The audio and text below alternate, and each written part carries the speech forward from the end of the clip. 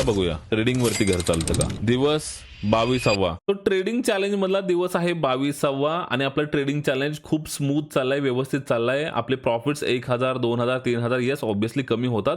मी तर असं म्हणतो ना की ट्रेडिंग चॅलेंज म्हणण्यापेक्षा ना एक जेन्युइन ट्रेडिंग चॅलेंज असं बोलायला पाहिजे याला, कारण की आपण इकडे काही फसवा-फसवी करत नाही, काही चुकीच्या गोष्टी दाखवत नाही, तर त्याच्यामुळे आपल्याला रिअल जे आहे ते दाखवावं लागतं। जे प्रॉफिट्स होतात तेच आपण दाखवतोय, म्हणून आपले प्रॉफिट्स पण कमी असतात।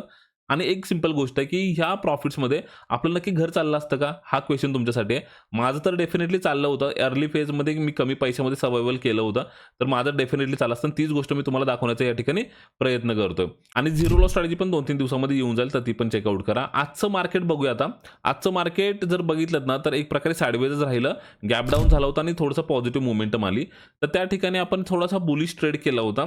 आणि आज ना थोडीशी ग्रीड दाखवली मी या ठिकाणी, लाईक मार्केट पॉझिटिव्ह होतं आणि चांगले प्रॉफिट चालले होते, 1% पण क्रॉस केले होते, पण मी एक्स्ट्रा प्रॉफिटसाठी अजूनच प्रीमियम्स ॲड करत गेलो आणि मार्केट जेव्हा रिव्हर्स आलं ना त्या ठिकाणी माझे प्रॉफिट्स कमी झाले। आणि आजचे जे प्रॉफिट्स आहेत ना या ठिकाणी आपण 2000च्या आसपास प्रॉफिट्स बुक केलेत, जे तुम्हाला स्क्रीनशॉट मी दाखवतो या ठिकाणी। तो जर आजचं मार्केट बघितलं ना तर पॉझिटिव्ह गेलं आणि देन थोडंसं रिट्रेस झालं, खाली यायला लागलं, तर त्या केसमध्ये काय झालं माहिती आहे का, आपले प्रॉफिट्स कमी झाले आणि ते पण माझ्या ग्रीडमुळे झाले। ओके, ऑब्विसली मी रिस्क जी डिफाईनच ठेवली ते तर मी क्रॉस नाही होऊ देणार एनी हाऊ, कुठल्याही कंडिशनला मी लॉस माझा 5000च्या वर जाऊनच देणार नाही। ही जर केस होती, मी प्रॉफिट्स जास्त एक्सपेक्ट करत होतो, पण ऑब्विसली नाही झाले। 2000 वरती मी कट केलंय आणि दिवस आजचा ग्रीनमध्ये क्लोज झाला।